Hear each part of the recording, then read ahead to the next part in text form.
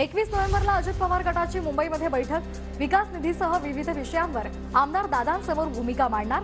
आश्वासित केलेला निधी मिळाला नसल्यामुळे आमदार नाराज, सूत्रांची माहिती। अजित पवार गटाच्या आमदारांना पुरेसा विकास निधी मिळत नसल्याचा आरोप। अजित पवार गट शिंदे गटावर नाराज असल्याची चर्चा। विकास निधीमध्ये समानता नसल्याचाही आरोप। लोकसभा निवडणुकीनंतर अजित पवार आणि शिंदे गटातील काही नेते थेट भाजपमध्ये जातील, रोहित पवारांचा दावा। तर आमदारांमध्ये नाराजी असल्याचंही वक्तव्य। अजितदादा गटाला निवडणुकीमध्ये कमळाबाईचा आशीर्वाद लागणारच। रोहित पवारांनंतर विजय वडेट्टीवार यांचा अजित पवार गटावर निशाणा। शिंदे अजित पवार आधीच भाजपचे गुलाम, त्यांच्या अंतर्वस्त्रामध्ये कमळच। संजय राऊतांचा अजित पवार आणि शिंदेंवर घणाघात। राऊतांवर कुणाचा शिक्का? दिल्लीतल्या काँग्रेस मुख्यालयातून राऊतांना किती पगार मिळतोय? आमदार नितेश राणेंचा संजय राऊतांवर पलटवार। अजितदादा नेहमीच नाराज असतात, तिजोरीच्या चाव्याच तुमच्याकडे, मग दुसऱ्याकडे तक्रारी कसल्या करता? विजय वडेट्टीवार यांचा अजित पवारांवर हल्लाबोल। मला मुख्यमंत्री करा, मी तुमचे सर्व प्रश्न मिटवतो। सारथी संदर्भातील विविध मागण्यांसाठी आंदोलन करणाऱ्या विद्यार्थ्यांशी संवाद साधताना संभाजीराजे छत्रपती यांचं विधान। मुख्यमंत्री पदावर तुम्ही ज्या दिवशी नसाल त्या दिवशी तुमचा बार हा कुठून उडेल तो बघा। भाजपनं आधीच शिंदेंचा बार उडवलाय। संजय राऊतांची शिंदेंवर टीका। तर दिल्लीच्या चरणदासांनी ज्ञान देण्याचं काम करू नये, राऊतांचा घणाघात। विजय वडेट्टीवारांना जीवे मारण्याची धमक्या मिळाल्या म्हणून सुरक्षा वाढवा अशा आशयाचं मुख्यमंत्र्यांना पत्र। मोबाईलवर धमकी आल्याची माहिती।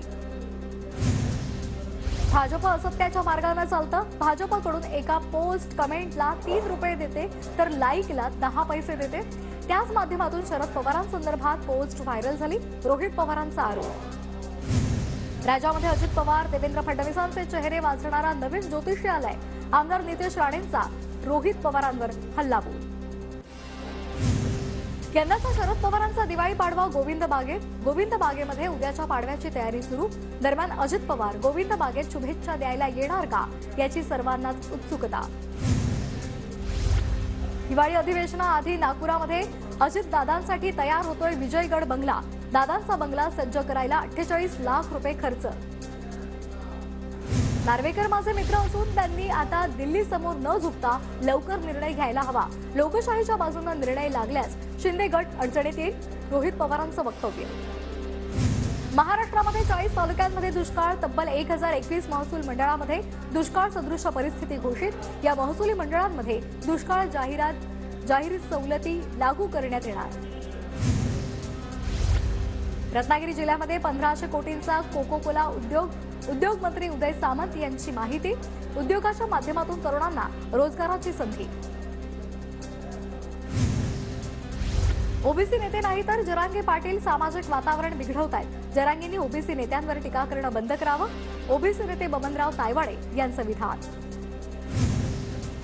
नागपुरामध्ये दिवाळीच्या सुट्ट्यांमुळे 5 दिवस कुणबी मराठा नोंदी तपासणी बंद। आतापर्यंत 23 लाख कागदपत्रांच्या तपासणीमध्ये 46 कुणबी नोंदी आढळल्या।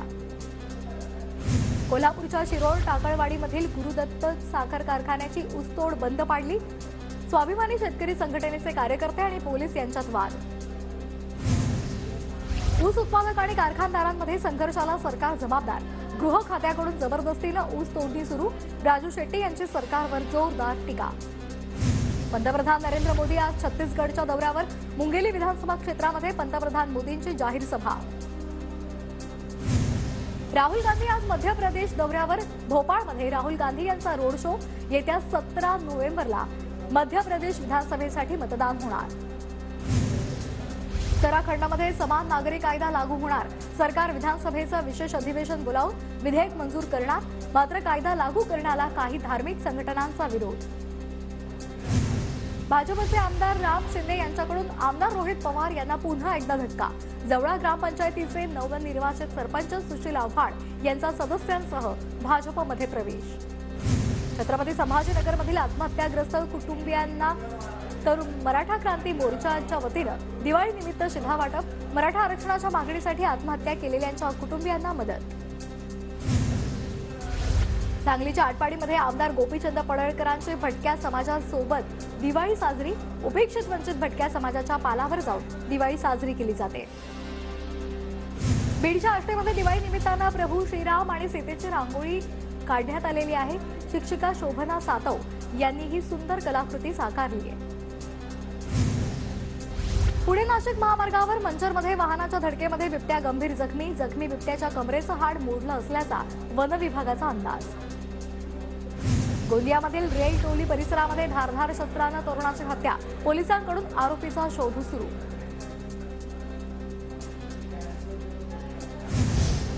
आणि एक महत्त्वाची बातमी समोर आलेली आहे। रुग्णालयातून डिस्चार्ज मिळाल्यानंतर जरांगेंच्या भेटीगाठी सुरू झालेल्या आहेत। अंतरवाली सराटीतील उपोषण स्थळी जरांगेंच्या भेटीगाठींना सुरुवात झालेली आहे। उपोषण स्थळी ते विविध लोकांच्या भेटीगाठी घेत आहेत, चर्चा करतायत, संवाद साधतायत। तर या संदर्भात अधिक माहिती घेऊयात आमचे प्रतिनिधी दत्ता गणवटे यांच्याकडून। दत्ता, काय अधिकचे अपडेट्स आहेत? रुग्णालयातून डिस्चार्ज मिळतात, आता जरांगेंनी भेटीगाठींना सुरुवात केली आहे। नक्कीच रुग्णालयातून डिस्चार्ज मिळाल्यानंतर मनोज जरंगे हे दिवाळी असताना सुद्धा आपल्या घरी गेलेले नाहीत, तर ते थेट आंतरवाली सराटी या ठिकाणी आंदोलन स्थळी त्या ठिकाणी गेलेले आहेत आणि त्या ठिकाणी बसूनच त्यांनी तिथे येणाऱ्या लोकांच्या गाठीभेटींना सुरुवात केलेली आहे। तिथे येणाऱ्या लोकांची ते संवाद साधतायत, चर्चा करतायत, दिवाळी साजरी करणार नाही असं त्यांनी सांगितलं होतं आणि मराठा समाजाला जोपर्यंत आरक्षण मिळणार नाही तोपर्यंत घराचा उंबरा चढणार नाही असंही सुद्धा ते बोलले होते। त्यानुसार ते घरी न जाता अंतरवाली सराटीत या ठिकाणी आलेले आहेत आणि त्या ठिकाणी बसून त्यांनी गाठीभेटी सुरू केलेली आहे। साधारण 15 तारखेपासून मनोज जरंगे यांचा महाराष्ट्र दौरा सुरू होणार आहे। उद्या दिवस संध्याकाळपर्यंत मनोज जरंगे हे पुन्हा अंतरवाली सराटी याच ठिकाणी बसलेले असतील आणि तिथूनच ते येणाऱ्या जाणाऱ्यांच्या भेटी घेतील आणि 15 तारखेला सकाळपासून त्यांचा दौरा सुरू झालेला असेल। अगदी धन्यवाद दत्ता, आपण दिलेल्या या सविस्तर माहितीसाठी। तर अंतरवाली सराटीतील ही दृश्य आपण पाहतोय। मनोज जरांगे पाटलांनी भेटीगाठींना सुरुवात केलेली आहे।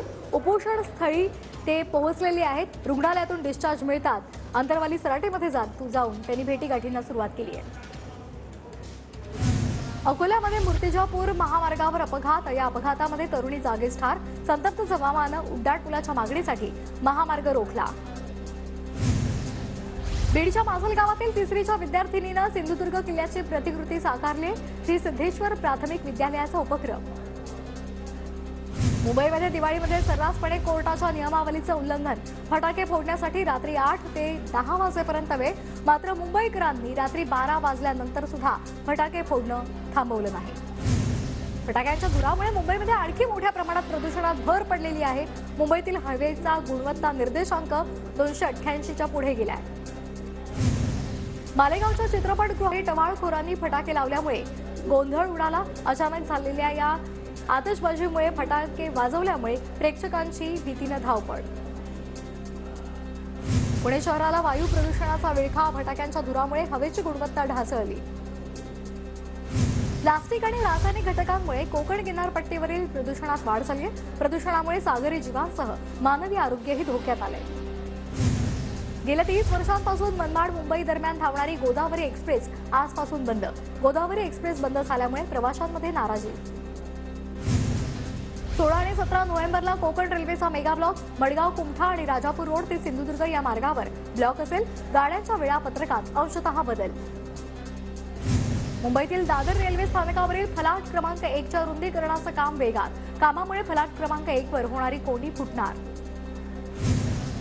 पुणे आणि दानापूर दरम्यान दिवाळी आणि छठपूजेसाठी 8 अतिरिक्त पूजा विशेष गाड्यांचं आयोजन करण्यात आलेलं आहे। प्रवाशांच्या सोयीसाठी रेल्वेकडून विशेष गाड्या सोडण्याचा निर्णय घेण्यात आला आहे। धुळे मुंबई एक्सप्रेस नियमित सुरू, खासदार सुभाष भामरे यांनी हिरवा झेंडा दाखवला। रेल्वे सेवा नियमित सुरू झाल्यामुळे प्रवाशांमध्ये समाधान। रत्नागिरीमध्ये टोमॅटोच्या किमतीमध्ये 20 रुपयांनी वाढ, सध्या बाजारामध्ये टोमॅटो 40 रुपये किलो, तर आणखी वाढ होण्याची शक्यता। आणि दिवाळीमध्ये कांद्याचे भाव कडाडलेले आहेत। नाफेडच्या विक्री केंद्राकडून 25 रुपये किलो दरानं कांदा विक्री। कल्याण डोंबिवलीमध्ये लवकरच होणार नाफेडकडून कांदा विक्री केंद्र सुरू। मोबाईल व्हॅनद्वारे 1 ते 2 किलोच्या पॅकिंगमध्ये दिला जाणार 25 रुपये किलो दरानं कांदा। लक्ष्मीपूजनाच्या दिवशी तुटवडा जाणू नये लागल्यामुळे एका दिवसामध्ये झेंडूचा भाव 200 रुपयांवर पोहोचला। फूल खरेदीसाठी नांदेडच्या मार्केटमध्ये नागरिकांची गर्दी। शेवंतीच्या फुलांना 130 ते 150 रुपये प्रति किलो दर। पुण्याच्या मावळमधील कृषी अधिकाऱ्यांना अद्ययावत तंत्रज्ञानाचं प्रशिक्षण, कृषी संचालक, विभागीय सहसंचालकांसह मुळशीमधील शेतकऱ्यांचीही हजेरी. अमरावतीमध्ये हरभरा पिकाला पाणी देण्यासाठी शेतकऱ्यांची सिंचनासाठीची लगबग, जमिनीमध्ये पुरेसा ओलावा नसल्यामुळे शेतकऱ्यांवर हरभऱ्याला पाणी देण्याची वेळ. नंदुरबार जिल्ह्यातील शेतकऱ्यांचे कापूस वेचणीकडे पाठ, दिवाळी निमित्तानं बाजार समिती बंद असल्यामुळे कापूस वेचणी बंद. बारामतीच्या तरळोली गावात दूध दरवाढीच्या मागणीसाठी 7 दिवसांपासून उपोषण, दूध उत्पादक शेतकऱ्यांनी दुचाकी रॅली काढली. मुंबईतील एका हॉटेलमध्ये एनसीबी कडून आंतरराष्ट्रीय ड्रग्ज रॅकेटचा पर्दाफाश. मुंबई आणि दिल्लीतील कारवाईमध्ये 2 किलो कोकेन ड्रग्ज जप्त, दोघांना अटक. रत्नागिरीमध्ये होणारी बेकायदेशीर मच्छीमारी बंद करण्याची पारंपरिक हक्क समितीची मागणी. मिनी पर्सिसन नौका बेकायदेशीरपणे मासेमारी करत असल्याचा समितीचा दावा. नंदुरबार जिल्ह्यामध्ये शेतकऱ्यांना 12 तास वीज पुरवठा सुरू करण्याची बीआरएसची मागणी. वीज वेळेवर येत नसल्यामुळे शेतकऱ्यांची तारांबळ. पालकमंत्री उदय सामंत यांच्या उपस्थितीमध्ये वशिष्ठी नदीतील गाळ काढण्याच्या कामाला शुभारंभ झालाय. सर्वपक्षीय कार्यकर्ते आणि पदाधिकाऱ्यांची उपस्थिती. नंदुरबार जिल्ह्यामध्ये वातावरणातील बदलामुळे सर्दी, खोकला आणि तापाच्या रुग्णसंख्येत वाढ झाली आहे. तापमानाचा पारा घसरल्यामुळे लहान मुलं आणि वयोवृद्ध नागरिकांना जास्त त्रास होतोय.